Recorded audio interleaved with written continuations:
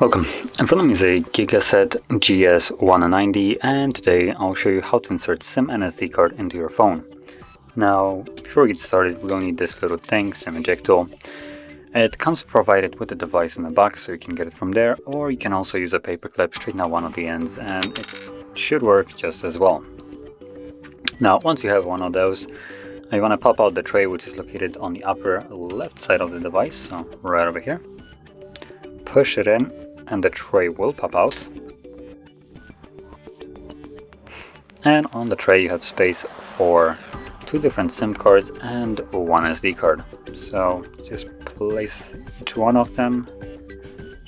And once you drop your cards onto the tray, you want to keep it upright like I am right now, because there's nothing really holding those cards, so they could easily fall out.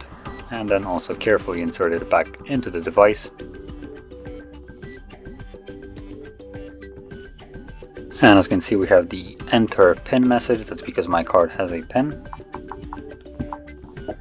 And there we go. I have just unlocked it, so the SIM card is working fine, and I can already see the SD card is working as well. So that is how you insert SIM and SD card into your phone. And if you found this video helpful, don't forget to hit like, subscribe, and thanks for watching.